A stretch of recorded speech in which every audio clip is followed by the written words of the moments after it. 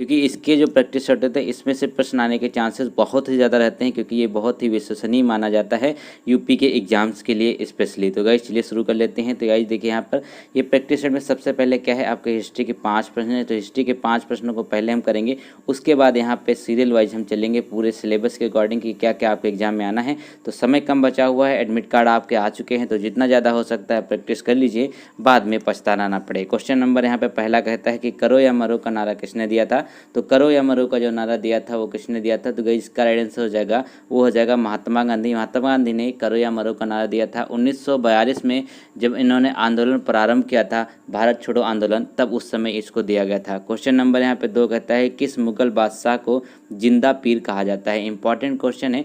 तो इनको एक हैं जिनको जिंदा पीर कहा जाता है, ये मुगल बादशाह हैं। तो इनको क्यों कहा जाता है, तो क्या देखिए इस प्रकार जो शाही दरवेश समझते थे और मुसलमान उसे जिंदा पीर कहते थे, इसलिए क्योंकि उनका व्यक्तिगत जीवन जो था वो नैतिक स्तर पर बहुत ऊंचा हुआ करता था। ठीक है, तो वो कौन थे, औरंगजेब। औरंगजेब को यहाँ पर जिंदा पीर के नाम से भी जानते हैं, मुगल बादशाह के तौर पर। क्वेश्चन नंबर 3 कहता है कि अलाई दरवाजा का निर्माण किस सुल्तान ने करवाया था। तो अलाई दरवाज़ा है उसका निर्माण यहाँ पर किसने कराया था।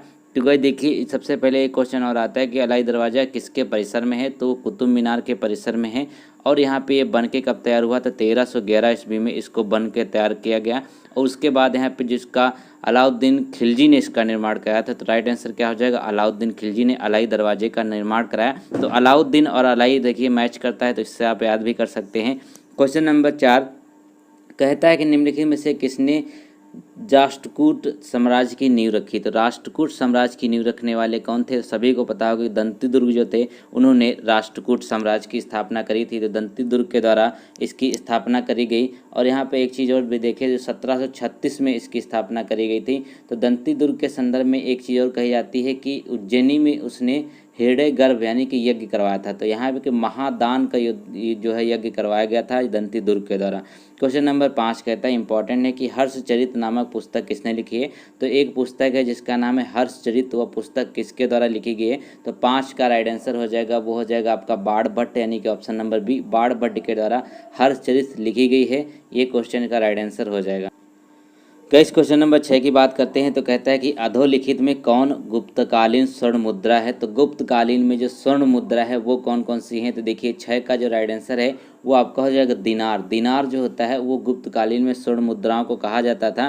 ठीक है, और यहाँ पे देखिए चीनी यात्री जो फायान थे उनके अनुसार ये चीज़ें कही गई हैं। तो क्रय विक्रय की जो बात होती थी बाजार वगैरह में, वो कौड़ियों का प्रयोग किया जाता था वहाँ पर, उसमें कौड़ियों का। क्वेश्चन नंबर 7 कहता है कि निम्नलिखित में से किसे एशिया के ज्योतिपुंज के नाम से जाना जाता है। तो एशिया के ज्योतिपुंज के नाम से किनको जाना जाता है, सभी को पता होगा, गौतम बुद्ध जो थे, भगवान गौतम बुद्ध को यहाँ पर एशिया के ज्योतिपुंज के नाम से जानते हैं। और इसके साथ साथ यहाँ पे देखिए जो लाइट ऑफ एशिया के नाम से भी जानते हैं, इन पर एक पुस्तक भी है। तो जो लाइट ऑफ एशिया नाम की ये पुस्तक है किसने लिखी थी, एडविन अर्लॉन्ड ने लिखी है। याद रखिएगा एडविन अर्लॉन्ड के द्वारा जो पुस्तक लिखी गई है उसको नाम दिया गया था द लाइट ऑफ एशिया, ये भी याद रखें। क्वेश्चन नंबर 8 कहता है कि शेरे पंजाब के नाम से इनमें से कौन मशहूर हैं।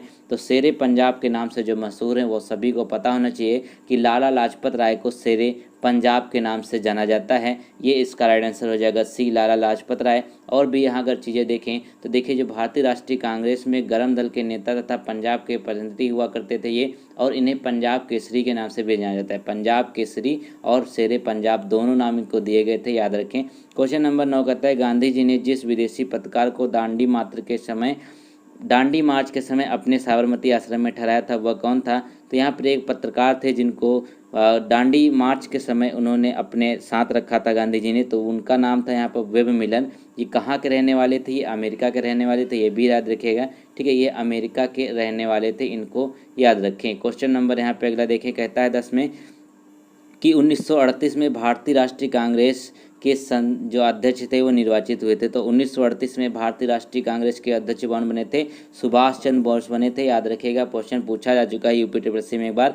ये हरिपुरा गुजरात, जहाँ गुजरात में पड़ता है हरिपुरा, तो हरिपुरा का जो अधिवेशन हुआ था वहाँ पर इनको जो है राष्ट्रीय कांग्रेस के अध्यक्ष बनाए गए थे। तो इनके विपक्षी कौन थे, इनके विपक्षी थे उस समय सीतारमैया को, उनको हरा कर इन्होंने यहाँ पर इसकी अध्यक्षता हासिल करी थी, इसको याद रखेंगे। क्वेश्चन नंबर यहाँ पे अगले देख लेते हैं, ज्योग्राफी से प्रश्न कहता है 11 में कि सतपुड़ा और विंध्य के बीच कौन सी नदी बहती है। तो सतपुड़ा और विंध्य पहाड़ियों के बीच में जो नदी बहती है उसका क्या नाम है, वो हो जाएगी नर्मदा। एक नर्मदा से स्टैटिक फैक्ट ये है कि ये पश्चिम की तरफ बहती है, यानी कि ये आपकी जो बाकी नदियाँ उनकी तरह नहीं बल्कि पश्चिम की तरफ बहती है। तो ये याद रखिएगा, इसका राइट आंसर हो जाएगा आपका नंबर डी। क्वेश्चन नंबर यहाँ पे अगला देखें तो गाइस यहाँ पे क्वेश्चन नंबर 12 की बात करते हैं। कहता है कि 8 ग्रहों में बुध शुक्र से कौन से स्थान पर है। तो बुध जो है वो सूर्य से कौन से स्थान पर है गाइस, ये याद रखिएगा। तो 12 में अगर देखें सबसे पहले क्या पड़ता है, इसी तरीके से तो आप काउंट करते हैं बुध शुक्र पृथ्वी मंगल बृहस्पति शनि अरुण वरुण।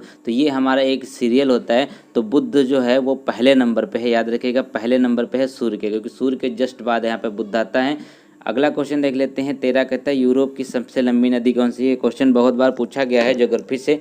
तो यूरोप की सबसे लंबी नदी जो है वो है आपकी वोल्गा नदी। वोल्गा नदी यूरोप की सबसे लंबी नदी है। इसके बाद आपकी डेन्यूब नदी है। तो वोल्गा नदी की जो लंबाई है गाइस वो है आपकी 3692 किलोमीटर, 3692।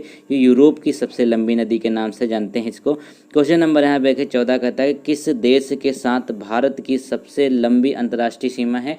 तो ये तो प्रश्न बार बार आता है, तो मैं फिर से बता देता हूँ। तो बांग्लादेश के साथ जो है भारत अपने सबसे लंबी अंतर्राष्ट्रीय सीमा साझा करता है और इसकी जो लंबाई है लगभग 4096 किलोमीटर के आसपास है।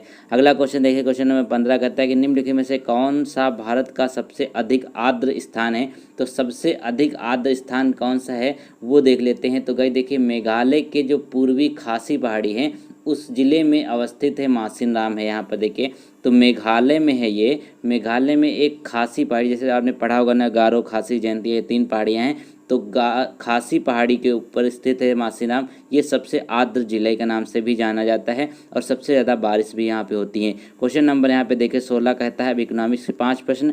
16 में बोला गया कि योजना पत्रिका का प्रकाशन निम्नलिखित में से किसके द्वारा किया जाता है। तो आपने देखा होगा कि योजना एक पुस्तक आई जाती है, जिससे अगर कोई यूपीएससी का एग्जाम लिखता है या कोई बड़े एग्जाम बैठता है तो योजना पुस्तक उसको कहा जाता है कि आप पढ़िए।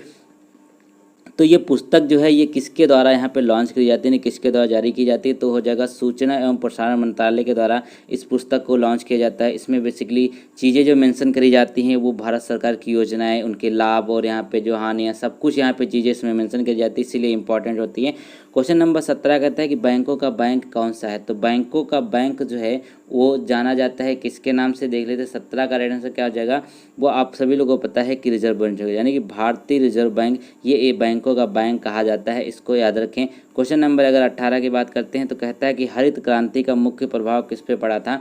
तो हरित क्रांति का जो मुख्य प्रभाव है वो किस पे पड़ा था। तो सभी को पता होगा 1966 से लेकर के 1967 में शुरू की गई थी ये आपकी हरित क्रांति, और इसका श्रेय जो जाता है भारत में वो डॉक्टर MS स्वामीनाथन को जाता है। और इसका सबसे ज़्यादा जो प्रभाव था वो गेहूं और चावल पे पड़ा था। बेसिकली गेहूं और चावल पे सबसे ज़्यादा हरित क्रांति का प्रभाव पड़ा था, याद रखिएगा। क्वेश्चन नंबर यहाँ पे 19 कहता है कि भारत में वित्तीय वर्ष प्रारंभ होने की तिथि है। तो भारत में जो वित्तीय वर्ष होता है उसकी प्रारंभ होने की जो तिथि है गाइस 19 का राइट आंसर हो जाएगा ए, यानी कि 1 अप्रैल से 31 मार्च होती है। 1 अप्रैल से वित्तीय वर्ष यहाँ पे आरंभ होता है अपने इंडिया में। क्वेश्चन नंबर 20 कहता है कि विश्व व्यापार संगठन जो है WTO में कितने सदस्य हैं। तो विश्व व्यापार संगठन यानी कि जो WTO है इसमें टोटल के टोटल जो है 164 जो है इस समय इसके देश हैं। 164 में जो नवीनतम है यानी कि 164वां देश है गाइस वो अफगानिस्तान था, जो 2016 में शामिल हुआ था। लेकिन गाइस इस समय अफगानिस्तान जिस कंडीशन में है मुझे नहीं लगता कि यहाँ पे देखिए उसकी कंडीशन इस समय ठीक है, क्योंकि तालिबान ने पूरा कब्जा कर लिया है, राष्ट्रपति उसके फरार हो चुके हैं। तो गाइस बहुत ही बुरे हालात है वहाँ पर। क्वेश्चन नंबर 21 कहता है, आपका संविधान से लेते हैं। तो कहा गया कि संविधान का कौन सा भाग नागरिकता के प्रावधानों से संबंधित है। तो इसमें से एक भाग है जो नागरिकता के प्रावधान से संबंधित है। तो देखिए जो भाग 2 रहता है वो नागरिकता से संबंधित है। तो इसमें क्या कहा गया है कि जो आपका अनुच्छेद 5 से लेकर के अनुच्छेद 11 तक जो है नागरिकता का वर्णन किया गया है। अब इसमें किस तरीके से आपकी नागरिकता छीन सकती है, कैसे आप नागरिकता प्राप्त कर सकते हैं, या कौन कौन आपकी नागरिकता छीन सकता है, तो ये चीज़ें यहाँ पर जो हैं इसमें दी गई हैं भाग 2 में। क्वेश्चन नंबर यहाँ पे देखें 22 कहता है कि अभिव्यक्ति की स्वतंत्रता किस मौलिक अधिकार के अंतर्गत दी गई। अब व्यक्ति की मतलब क्या होती है, अपनी बात रखने की, अपनी यहाँ पर स्वतंत्रता जो है किसके अधिकार के अंतर्गत है। तो देखिए स्वतंत्रता इसमें है तो यह हो जाएगा आपका स्वतंत्रता का अधिकार। स्वतंत्रता का अधिकार जो है उसमें आपको ये चीज़ मेंशन करी गई है, किसमें है, 19 के अनुच्छेद 19 के भाग 1 में, या फिर का कह सकते हैं, इसमें आपको मेंशन किया गया है आपकी वाक स्वतंत्रता एवं अभिव्यक्ति की स्वतंत्रता को। इसको याद रखेंगे। क्वेश्चन नंबर यहाँ पे अगले देख लेते हैं।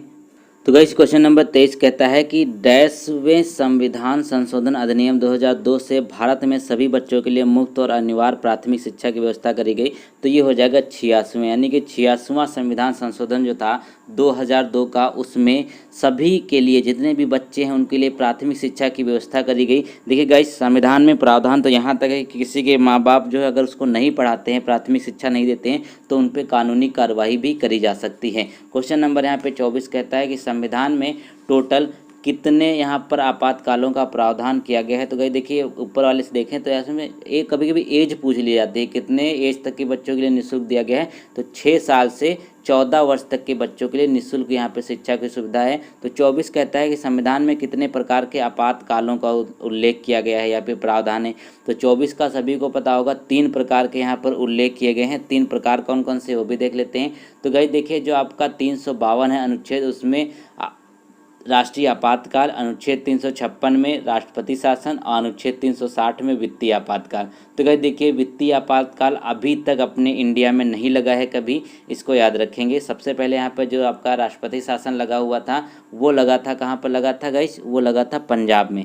क्वेश्चन नंबर यहाँ पे 25 कहता है कि भारत में कितनी स्तरों में अदालतें चलती हैं। तो जो भारत में अदालतें होती हैं तो आप सभी को पता होना चाहिए कि 3 स्तरीय यानी कि त्रिस्तरीय अदालतें यहाँ पर काम करती हैं, ठीक है। इसके साथ साथ कभी भी क्वेश्चन पूछा जाता है कि पंचायत जो है कितने स्तरों पे काम करती है, पंचायती राज व्यवस्था, तो वो भी 3 स्तरों पे ही काम करती है, उसको भी याद रखें।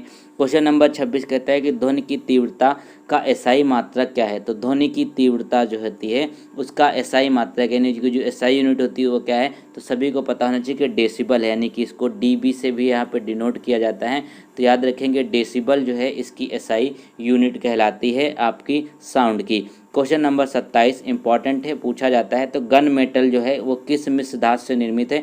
तो गन मेटल होता है वो किससे निर्मित होता है, उसमें देखिए कॉपर होता है, टिन होता है, जिंक होता है। अब कॉपर जो होता है वो 88% होता है, टिन आपका होता है 10% और 2% जो होता है जिंक होता है। तो इस तरीके से यहाँ पर ये 100% मिलकर आपका गन मेटल बन जाता है। 80 और 10 और 2% जिंक, ये सब मिला के, इसको याद रखें अच्छे से। क्वेश्चन नंबर 28 कहता है कि ताजमहल किससे प्रभावित हो रहा है। तो देखिए ताजमहल का जो है कलर हल्का सा पीला पड़ रहा है, वो इस वजह से हो रहा है क्योंकि SO2 जो होती है आपकी सल्फर डाइऑक्साइड, इसकी वजह से यहाँ पर जो आपका ताजमहल का कलर है वो यहाँ पे हल्का सा पीला पड़ रहा है, ठीक है। और उसके साथ साथ यहाँ पे देखिए ये इंपॉर्टेंट किस चीज़ के लिए है, वो है आपका जो आपकी एसिड रेन होती है इसके कारण होता है। इसके कारण भी हम उसमें भी SO2 ऊपर जाके बनती है, वही बरसती है, तो एसिड की तरह काम करता है, इसीलिए इसका कलर जो है पीला पड़ रहा है। क्वेश्चन नंबर यहाँ पे अगला देख लेते हैं। 29 कहता है कि डैश की विटामिन की कमी से रिकेट्स रोग हो जाता है। तो यहाँ पे देखिए विटामिन डी की कमी से क्या होता है, रिकेट्स रोग हो जाता है। और ये हड्डियों को पोषण प्रदान करने वाले विटामिन होता है, तो इसमें क्या होता है, हड्डियाँ बहुत कमज़ोर हो जाती हैं। विटामिन डी की कमी से रिकेट्स होता है और इसमें हड्डियाँ बहुत कमज़ोर हो जाती हैं। क्वेश्चन नंबर 30 कहता है, 30 में कि ट्यूबरक्लोसिस संक्रमण किससे होता है। तो गाइस देखिए सबसे पहले यहाँ पे देखिए तो ट्यूबरक्लोसिस जो होता है जीवाणु से होता है, और उसके साथ साथ इसका जो बैक्टीरिया का नाम है, बैक्टीरिया जीवाणु बात एक ही है, तो हो जाएगा माइकोबैक्टीरियम ट्यूबरक्लोसिस द्वारा। तो माइकोबैक्टीरियम ट्यूबरक्लोसिस द्वारा ये होता है, इसको याद कर लीजिए, पूछ लिया जाएगा, इंपॉर्टेंट है। अब यहाँ पे 30 प्रश्न हो गए गाइस। अब क्या करेंगे, अब यहाँ पे हम इससे 31, 32 और यहाँ पे जो 35 तक आपके क्या करने, 5 प्रश्न आपके मैथमेटिक्स के हैं, चलिए उनको देख लेते हैं। अब ये भी बहुत आसान से प्रश्न होते हैं, चलिए। तो 31 में बोला गया कि 2 संख्याओं का गुणनफल जो 36 है और उनका योग 13 है, तो उन दोनों संख्याओं के बीच का धनात्मक अंतर कितना होगा। अब यहाँ पे देखिए 2 संख्याओं का गुणनफल 36 बोला गया है, अब यहाँ पे योग जो है वो 13 है, तो a + b जो है वो हो गया 13, ठीक है, क्योंकि यहाँ पे उनका योग a + 2 हमने संख्या मानी है। अब ए बी कितना हो जाएगा, ए बी हमारा 36 दिया हुआ है। ये हमारी 2 चीज़ें बन गई। अब क्या करेंगे, अगर हम यहाँ पे ध्यान से देखें तो क्या होता है, आपका a - b का होल स्क्वायर का जो फॉर्मूला होता है उसको हम किस तरीके से लिख सकते हैं। देखिए आपका क्या होता है, a - b स्क्वायर का जो आप फार्मूला इसको खोलेंगे तो क्या हो जाएगा, a + b स्क्वायर हो गया, ठीक है, -4ab। अब ये आपको यहाँ इसमें फार्मूला ये लगेगा, तो क्या करेंगे a+b में क्या हो जाएगा आपका 13 इसकी वैल्यू दी हुई, तो क्या हो जाएगा 13 का यहाँ पे स्क्वायर हो जाएगा। फिर यहाँ पे क्या करेंगे 4 × 36 हो जाएगा, क्योंकि यहाँ पे ab की वैल्यू 36 दी हुई है। अब जो इसको हम सॉल्व करेंगे तो वो आपको कितना आ जाएगा, टोटल 25 आ जाएगा। अब यहाँ पे 25 आ गया, क्योंकि यहाँ पे देखिए a - b का होल स्क्वायर है, तो स्क्वायर अगर यहाँ से हटाएंगे तो यहाँ पर यहाँ पे क्या हो जाएगा, ये इसका स्क्वायर हो जाएगा, तो यहाँ पे a - b की जो वैल्यू आ जाएगी गाइस वो 5 आ जाएगी, तो 5 इसका राइट आंसर हो जाएगा। ये देख लीजिए, बहुत ही आसान था। तो क्वेश्चन नंबर 32 कहता है, इसमें आप देखें कि एक भिन्न का अंश उसके हर से 4 कम है, तो एक भिन्न का अंश जो है उसके हर से 4 कम है। यदि अंश को 2 से घटा दिया जाए और हर को 1 से बढ़ा दिया जाए तो हर अंश का 8 गुना हो जाता है, तो भिन्न ज्ञात करनी है। अब यहाँ पे देख लेते हैं, जैसा जैसा ये कह रहा है वैसा वैसे ही आपको करना है। तो इसमें क्या हो जाएंगी, मान लीजिए कि भिन्न है वो आपकी कितनी हो जाएगी, x/3 y मान लेते हैं, तो x/y हमने भिन्न को मान लिया। अब जो पहली शर्त कह रहा है वो देख लेते हैं, तो कहता है कि भिन्न अंश उसके हर से 4 कम है, तो हर से उसके 4 कम है, तो क्या करेंगे y - x = 4 हो सकता है कि नहीं हो सकता, बिल्कुल हो सकता है। या फिर इसको ऐसे भी लिखा जा सकता है कि यहाँ पर x - y = -4, ये हमारी पहली इक्वेशन बन गई, इसको हम इक्वेशन मान सकते हैं, इस तरीके से भी लिख सकते हैं। अब जो दूसरी शर्त कहता है इसमें वो क्या हो जाएगी, यदि अंश को 2 से घटा दिया जाए और हर को 1 से बढ़ा दिया जाए तो अंश का 8 गुना हो जाता है। अब 8 गुना हो जाएगी तो इसको क्या करेंगे, थोड़ा गाइस लेंदी प्रश्न हो जाएगा आपका। तो यहाँ पे देखिए क्या कहता है, आपका 8 है, x - 2 कर लेंगे, इसके यहाँ पे जो दूसरी वाली शर्त कहती है, फिर क्या हो जाएगी y + 1 हो जाएगा। ऐसी इक्वेशन बनेगी कि नहीं बनेगी, बिल्कुल बनेगी। इसको थोड़ा सा और सॉल्व करेंगे तो क्या हो जाएगा, 8x - y = 17 हो जाएगा। ये हमारी दूसरी इक्वेशन बन गई। अब यहाँ पर ये जो दोनों इक्वेशन बनी है, बस इन्हीं को आपको सॉल्व करने लेना है। इन दोनों इक्वेशन को सॉल्व करेंगे तो आपकी जो x की वैल्यू आ जाएगी ना गाइस, वो आपकी 3 आ जाएगी। तो अब यहाँ पे x की वैल्यू जब 3 आ जाएगी, तब यहाँ पे किसी भी इक्वेशन में हम x की वैल्यू रख लेंगे और हमारी जो भिन्न है वो 3/7 आपको मिल जाएगी आराम से। क्वेश्चन नंबर यहाँ पे 33 कहता है कि यदि √5 ब्रैकेट है, इसके पावर 7 है, यहाँ पे देखिए, इसके बाद ये आप इस तरीके से दिया हुआ है, इसको हम कैसे सॉल्व करते हैं। अब इसको सॉल्व करने के लिए क्या करेंगे, अब देखिए हमारे क्या √5 इस तरीके से दिया हुआ है, इसकी पावर 7 है। अब भाग है तो ये बटे में आ सकता है कि नहीं आ सकता है, बिल्कुल आ सकता है। तो उसका क्या करेंगे, √5 यहाँ इसकी पावर 5 हो जाएगी, ये इसको ऐसे बटे में लिख सकते हैं, बिल्कुल लिख सकते हैं। अब फिर क्या होगा, ये 5p के बराबर है, ठीक है, 5 की पावर p के बराबर है। अब क्या कर लेंगे गाइज, अब यहाँ पे इसको थोड़ा अगर आगे सॉल्व करेंगे तो क्या हो जाएगा, अब इसको अगर हम सॉल्व करते हैं तो क्या हो जाएगा, इसकी ये 2 कट जाएगी, 5 कट जाएगी, क्योंकि वैल्यू सेम है। तो यहाँ पे बचेगा कितना, √5 की पावर 2 बचेगा। इसके बाद क्या बचेगा, 5 का p बचेगा कि नहीं, बिल्कुल बचेगा। अब यहाँ पे आगे अगर इसको सॉल्व करते हैं तो क्या हो जाएगा, हमारा 5 = क्योंकि दोनों साइड स्क्वायर करेंगे तो क्या हो जाएगा, 5p हो जाएगा, ठीक है, ये हमारा हो गया। अब यहाँ पे देख लेते हैं गाइज, 5 = 5p हो गया, यानी कि पावर आपकी जो आपकी बेस था वो सेम हो गया। तो यहाँ पे p की जो पावर की हो जाएगी, p की वैल्यू क्या हो जाएगी, 1 ही तो आएगा। देखिए यहाँ पे 1 हो जाएगी, जिसकी कुछ नहीं होती उसकी पावर 1 होती है, तो d का राइट आंसर क्या हो जाएगा, 1 हो जाएगा। अब अगले प्रश्न की ओर चलें। तो गाइस क्वेश्चन नंबर जो 34 कहता है कि एक परीक्षा में अनीता को 31% अंक मिले हैं और वह 16 अंकों से अनुत्तीर्ण हो गई। बहुत ही फेमस क्वेश्चन है ये। सुनीता ने 40% अंक प्राप्त किए और उससे आवश्यक उत्तीर्णता से 56 अंक अधिक मिले, तो उत्तीर्ण होने के लिए न्यूनतम आवश्यक अंक ज्ञात करना तो बहुत ही आसान हो जाएगा। अब यहाँ पे देख लेते हैं क्या हो जाएगा कि उसको कितने % अंक मिले हैं, 31% यहाँ पर अंक मिले। अब वह क्या हो जाएगा, वह 16 अंकों से अनुत्तीर्ण हो जाती है। अगर इसमें 16 हम जोड़ देंगे तो क्या हो जाएगा, वो पास हो जाएगी, बिल्कुल। अब यहाँ पे क्या हो जाएगा, 40% अंक प्राप्त किए। अब 40% अंक प्राप्त किए, ठीक है, फिर उससे अधिक मिले। अब देखिए उसने क्या किया कि उसको अधिक मिले, तो 56 अगर इसमें माइनस कर देंगे तब भी वह पास हो जाएगी 40% प्राप्त करने के बाद। तब यहाँ पर बस इस इक्वेशन को आपको सॉल्व कर लेना है। तो इधर कितना हो जाएगा, 9% हो जाएगा, इधर 72 हो जाएगा, क्योंकि यहाँ पे ऊपर नीचे माइनस करके घटा देंगे तो 1% की वैल्यू जो कितनी हो जाएगी, वो आपकी 8 आ जाएगी। तो 1% की वैल्यू अगर 8 आई है तो अब क्या करेंगे, अब इसमें देख लेते हैं। तो 31, ये इस वाली इक्वेशन को चलते हैं, तो 1% की वैल्यू 8 आई है, तो क्या करेंगे, 31 × 8 कर देंगे और प्लस 16 कर लेंगे। तो 31 × 8 कितना हो जाएगा, 248 हो जाएगा। 248 + 16 कितनी वैल्यू आ गई 264 हो गया, 264 इसका राइट आंसर हो जाएगा, यानी ऑप्शन नंबर सी यहाँ पे देखिए बिल्कुल करेक्ट हो जाएगा। अब यहाँ पे देखिए क्वेश्चन नंबर जो 35 कहता है, इसमें कहता है ए तथा बी द्वारा प्राप्त अंकों का औसत बी तथा सी द्वारा प्राप्त अंकों के औसत का 15 से कम है।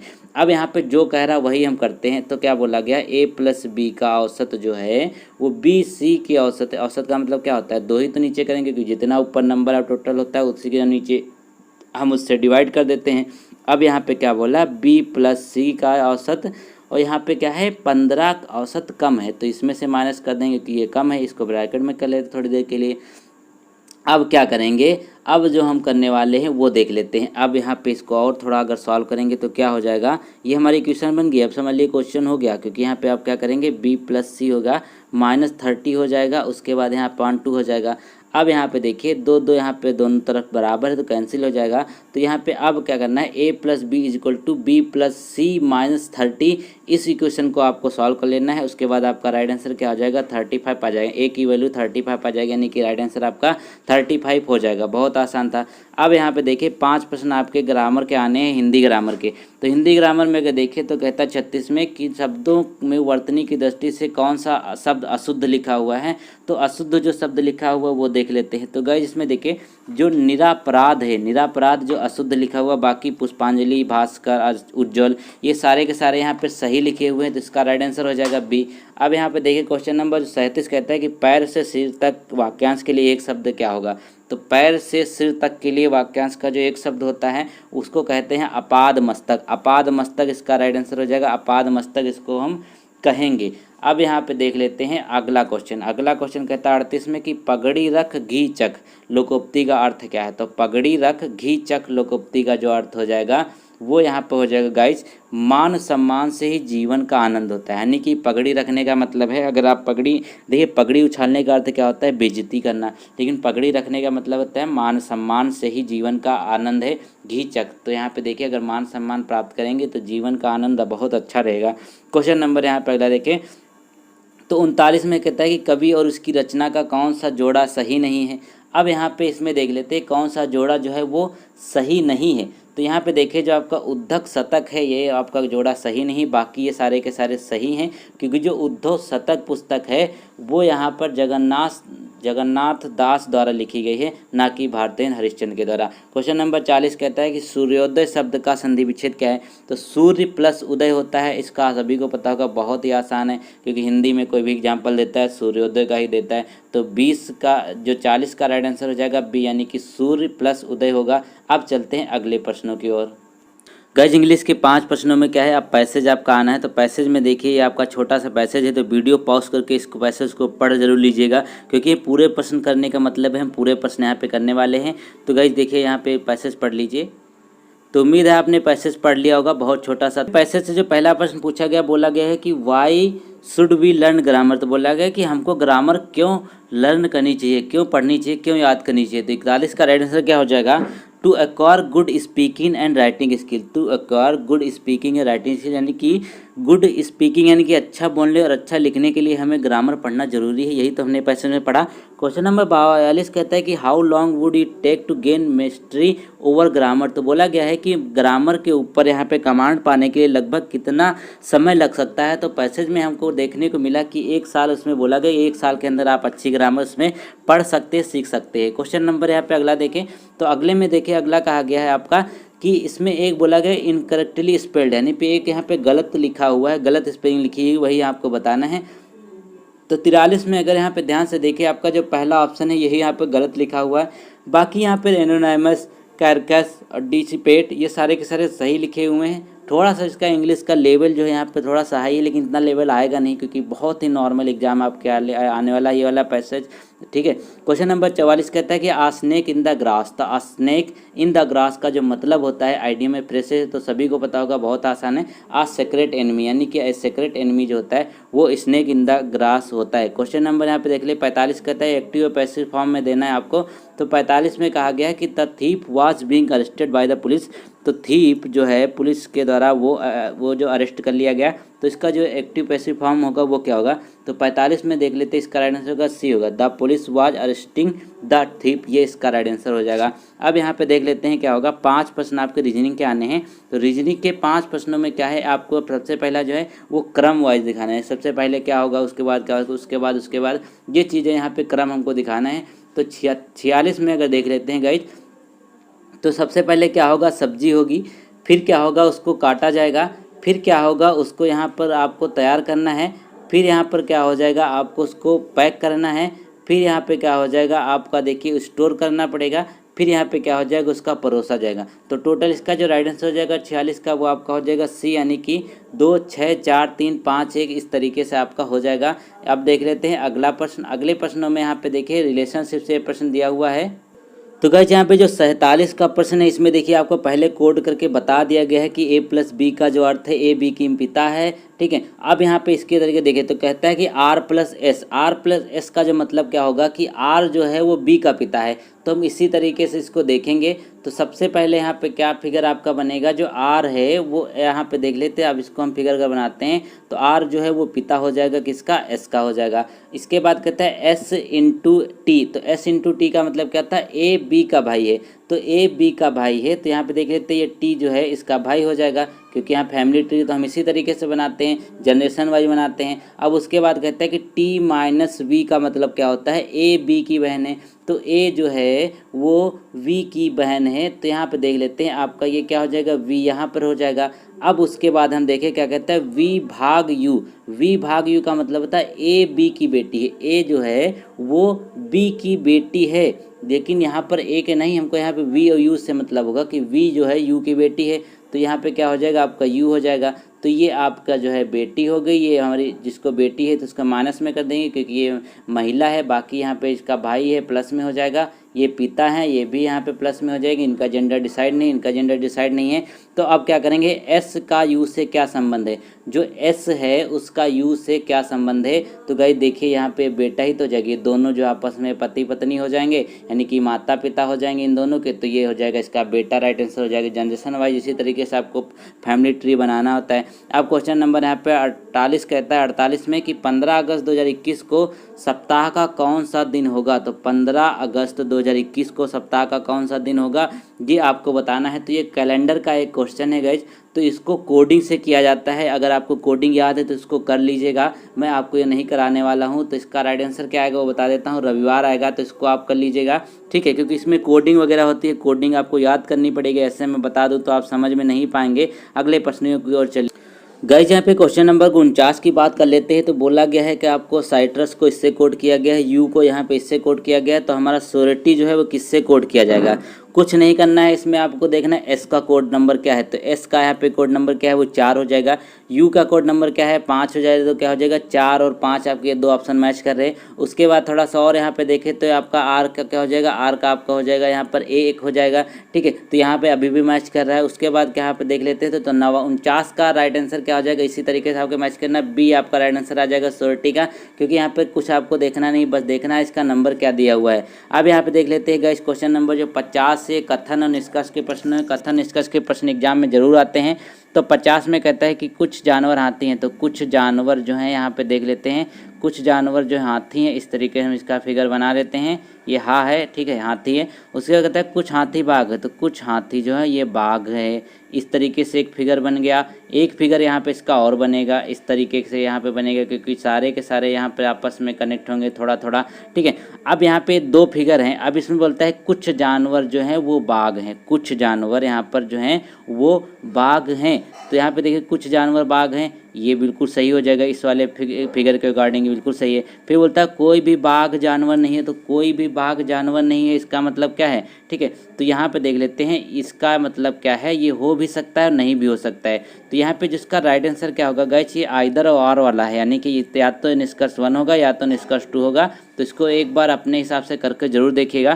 क्वेश्चन नंबर यहाँ पे आप देख लेते हैं 51 से लेकर के अगले प्रश्नों में जो आपके जनरल अवेयरनेस या फिर करंट अफेयर के इंपॉर्टेंट प्रश्न हैं। तो गाइस ये करंट अफेयर का प्रश्न देख लेते हैं। पहला 51 में कहता है आपका कि मई 2021 में अंटार्कटिका के रोने आइस शेल्फ के पश्चिमी हिस्से से विश्व के सबसे बड़े हिमखंडों आइसबर्ग में से एक टूटकर अलग हो गया, वैज्ञानिक ने इस हिमखंड का क्या नाम दिया। तभी देखिएगा गाइस न्यूज़ में था कि सबसे बड़ा यहाँ पर जो आइसबर्ग है, जो ग्लेशियर है, वो टूटकर अलग हो गया था, तो उसका यहाँ पे जो नाम है वो क्या दिया गया, तो इसका नाम जो दिया गया था A76, याद रखिएगा A76 इसका नाम रखा गया था, इसको याद रखिए। इसकी जो लंबाई गाइस थी वो देख लेते हैं 170 किलोमीटर, इससे मात्र लंबाई थी, ग्लेशियर की बात कर रहा हूँ, किसी सिटी या फिर राज्य की नहीं।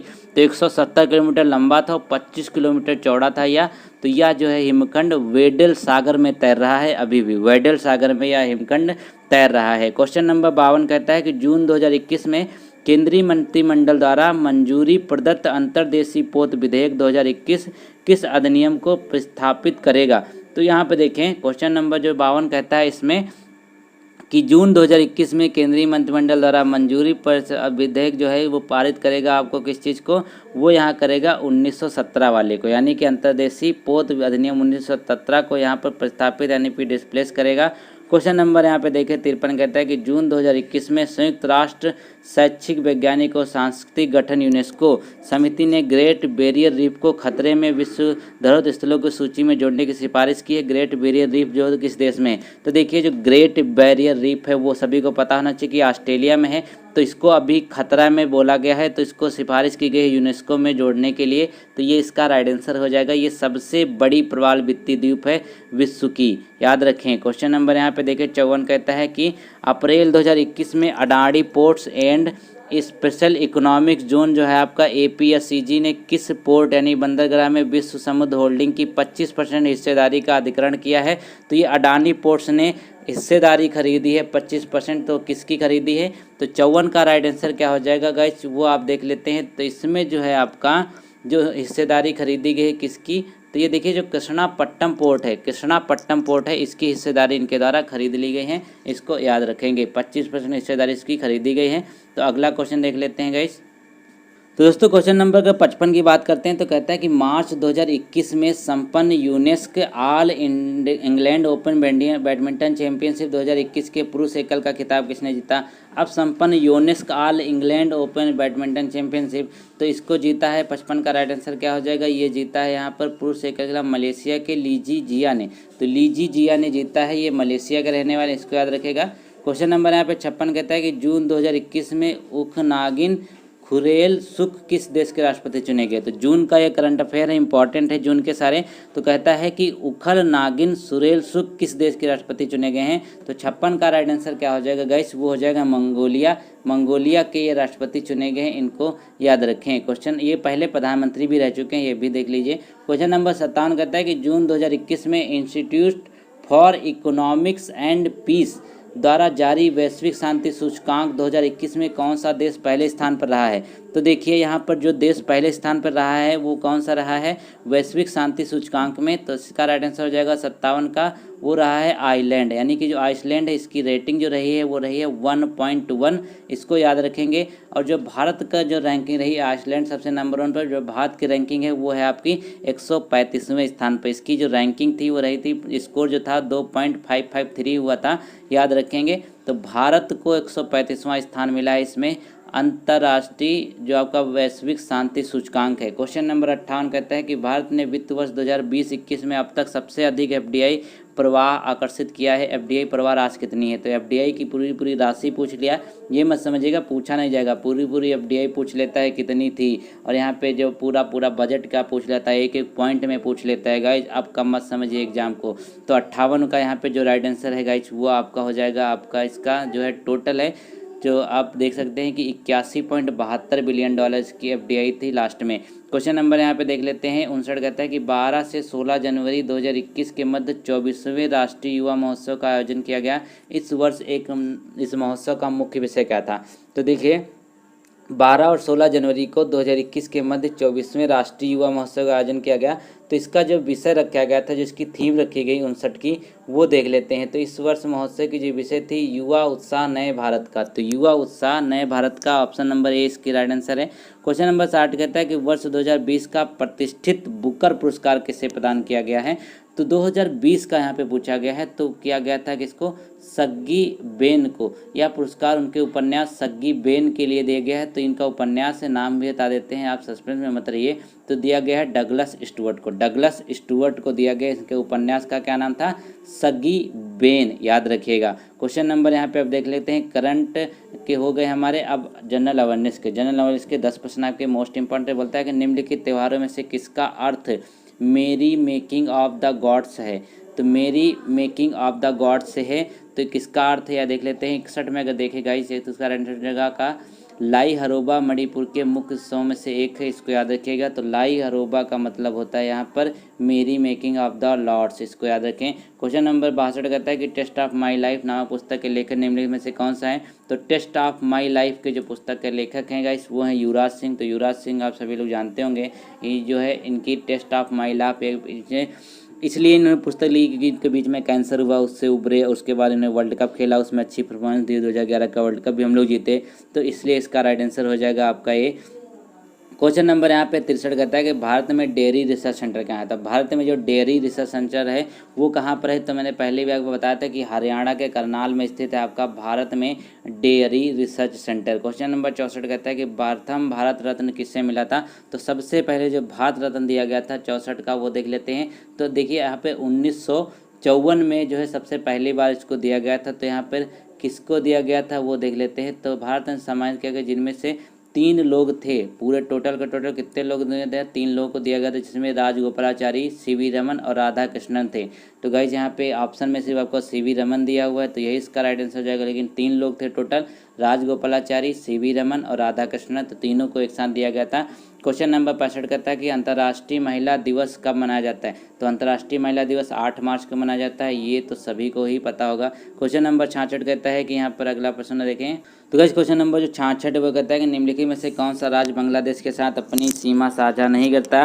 तो यहाँ पे एक राज्य है जो बांग्लादेश के साथ अपनी सीमा साझा नहीं करता, उस यहाँ पे राज्य का आपको नाम बताना है।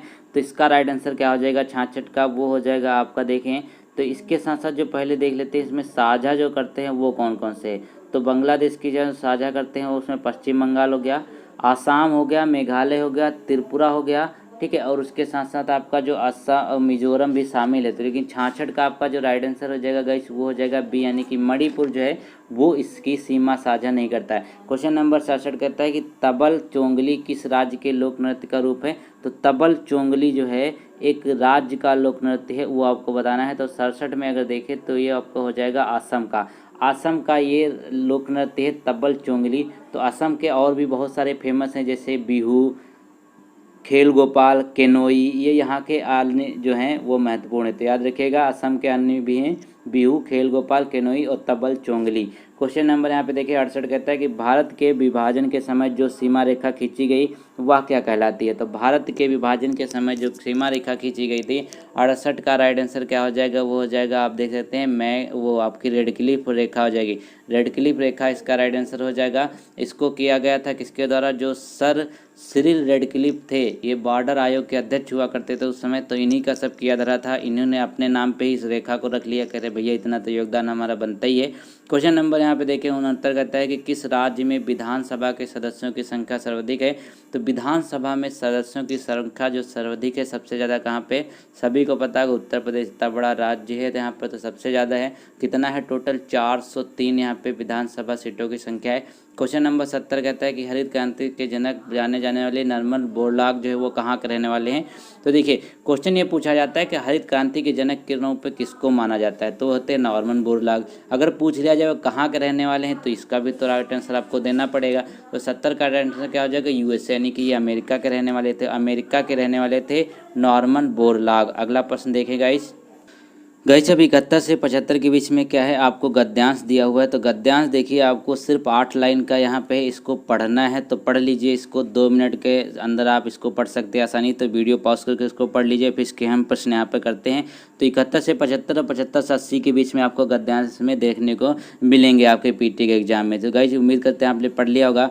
तो यहाँ पे देखिए इस गद्यांश को हमने पढ़ा तो कहता है कि गद्यांश में अंधकार शब्द किस और संकेत करता है। तो गए देखिए जो गद्यांश में जो आपका अंधकार शब्द है वो यहाँ पर संकेत किस चीज़ में करता है, तो वो कर रहा है अपराधों की ओर। जो आपका अंधकार होता है अपराधों की ओर यहाँ पर संकेत कर रहा है। क्वेश्चन नंबर 72 कहता है कि लेखक ने किसे सबसे बड़ा पाप कहा है। तो लेखक ने इस गद्यांश में सबसे बड़ा पाप किसको कहा है, अंधकार को स्वीकार कर लेना, यानी कि अंधकार को स्वीकार कर लेना ही सबसे बड़ा पाप कहा है। क्वेश्चन नंबर यहाँ पे देखिए 73 कहता है कि जब व्यक्ति स्वयं के प्रति किए गए अन्याय शोषण के विरुद्ध आवाज़ नहीं उठाता है तो 73 में अगर देखें तो क्या कहता है कि कोई व्यक्ति जो है अन्याय शोषण के विरुद्ध आवाज़ नहीं उठाता है तो क्या होता है, इससे दूसरों के प्रति अन्याय शोषण को बढ़ावा मिलता है। ठीक है, तो ये पैसेज में हमने पढ़ा। इसका 74 क्वेश्चन देखें तो 74 में बोला कि अंधकार का निषेध किस ओर संकेत करता है। तो अंधकार का जो निषेध है वो किस ओर संकेत करता है। तो 74 का राइट आंसर हो जाएगा आपका डी, यानी कि यह मानना कि समाज में अन्याय शोषण बुराइयां नहीं हैं,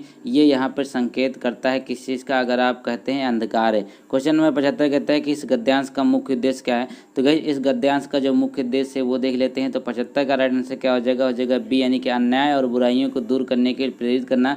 तो गाइस अब यहाँ पे अगला प्रश्न देख लेते हैं। अगले प्रश्नों में क्या है 76 से 80 के बीच में, इसमें भी बहुत छोटा सा पैसेज है, इसीलिए मैं आपके लिए छोटे से पैसेज आपको लेके आता ताकि आप आराम से पढ़ के इनको करिए। इससे बड़े पैसेज आपको देखने को एग्जाम में भी शायद ही मिले। तो गाइस ये छोटा सा पैसेज, इसको भी पढ़ लीजिए वीडियो पॉज करके, बहुत ही आसान है, छोटा सा पैसेज है।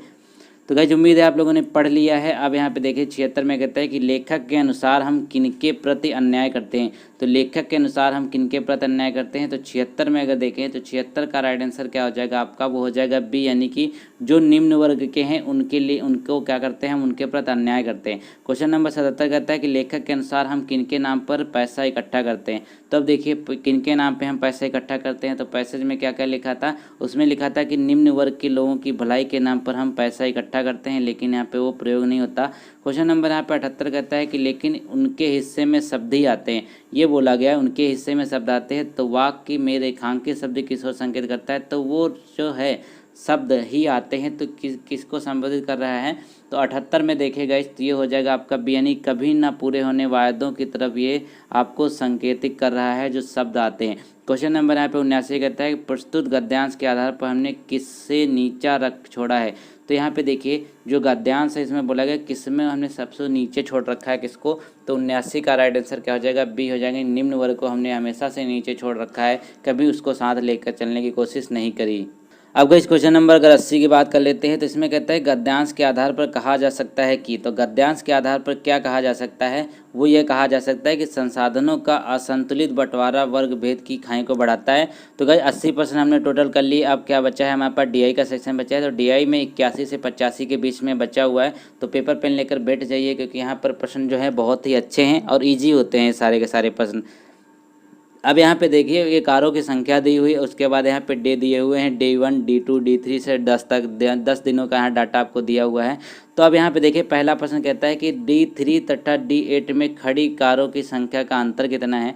अब D3 में देखिए कितना है, 281 है कारों का टोटल।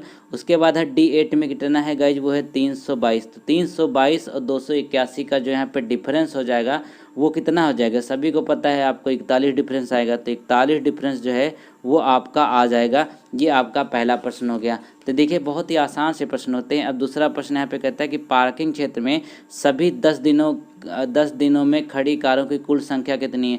अब भैया ये पूरा आपको काउंट कर लेना है। यहाँ पे देखिए ये पूरा आपको जब काउंट कर लेंगे तो आपको 82 का राइट आंसर भी पता चल जाएगा। तो इनको पूरा काउंट कीजिए, 242 262, ठीक है। तब यहाँ पे जो 82 का राइट आंसर क्या आ जाएगा, इसको टोटल काउंट करने के बाद वो आ जाएगा 3062, यानी कि 3062 कारें हैं जो 10 दिन के लिए यहाँ पर ये कारों की संख्या है 3062 हो गया। अब देखिए यहाँ पे क्वेश्चन नंबर जो 63 कहता है कि D10 में खड़ी कारों की संख्या तथा D1 में खड़ी कारों की संख्या से कितने % अधिक है। अब D10 में बोला गया है कितने % अधिक है D1 से। तो D10 की वैल्यू 356 है, D1 की यहाँ पे 242 है। तो इसको करेंगे क्या, इनके बीच का पहले डिफरेंस देखेंगे। तो डिफरेंस यहाँ पर जितना आएगा, मान लीजिए कितना डिफरेंस है इनका, चलिए देख लेते हैं। तो 114 डिफरेंस आ गया। अब यहाँ पे अपान में 242 रखेंगे, क्योंकि यहाँ पे हम इसी को कंपेयर कर रहे हैं, इंटू 100 कर देंगे। तो यहाँ पे आपकी वैल्यू जो आएगी वो आएगी 47.11%। तो 47.11% इसका राइट आंसर आ जाएगा। अब यहाँ पे देख लेते हैं अगला क्वेश्चन नंबर 84 कहता है कि पार्किंग क्षेत्र में सभी 10 दिनों में खड़ी कारों की कुल संख्या तथा D1, D2, D5 दिनों में खड़ी कारों का अनुपात कितना होगा। अब यहाँ देखिए टोटल देख लेते हैं, तो टोटल हमने पहले ही निकाल लिया है। तो टोटल हमारा कितना था, 3062 आया हुआ था। अब यहाँ पे जितना बोला गया है कि D1, D2, D5, तो D1 की 242 है, उसके बाद D2 यहाँ 262 है, फिर D5 की कितनी है वो 312 है। इन टोटल को काउंट कर लेंगे तो कितना आ जाएगा, 816 आ जाएगा। तो 816 इसको यहाँ पे काट देंगे, तो जितना भी काट करके आएगा तो आपका क्या आ जाएगा, 1531 अनुपात 408। तो 1531 अनुपात 408 आपका राइट आंसर हो जाएगा। देखिए यहाँ पर आपका जो राइट आंसर है आपका बी हो जाएगा। अब यहाँ पे देखिए क्वेश्चन नंबर जो आपका 85 कहता है कि सभी 10 दिनों में खड़ी कारों की कुल संख्या D9 में दिन खड़ी कारों की संख्या कितने परसेंट है। अब देखिए यहाँ पे जो आपका सभी कारों की संख्या कितनी थी, तो सभी की देख लेते हैं। आपको पता है कि 362 थी, 3062 थी, माफ़ कीजिएगा। अब यहाँ पे बोला गया D9 की कितनी है, 346 है, आपको पता ही है। तो 346 किसके बराबर है, 100% की बराबर है, क्योंकि इसी से हमको कंपेयर करना है। तो अब क्या करेंगे, तो 100/346 रख देंगे और गुणे में 3062 रख देंगे, इसको काट देंगे तो आपका राइट आंसर क्या आ जाएगा, 884.97% लगभग आपका राइट आंसर आ जाएगा। ठीक है, तो इससे आप यहाँ पे इसको कर सकते हैं, तो ये इसका राइट आंसर सी हो जाएगा। अब यहाँ पे देख लेते हैं अगले में क्या बोला गया आपको। यहाँ पे देखिए एक बार चार्ट में कंपनियाँ दी गई हैं C1, C2, C3 और C4 के नाम से। तो यहाँ पे देखिए 2013-12 के यहाँ पे वैल्यूज भी दी हुई हैं। तो देखिए 2014 को यहाँ पे थोड़ा सा कम ब्लैक किया गया है, और उसके बाद 2013 की वैल्यू थोड़ा सा यहाँ पे लाइट में है, और यहाँ पे जो 2012 का है सबसे ज़्यादा डार्क रखा गया है। तो इसके रिलेटेड प्रश्न देख लेते हैं जल्दी से।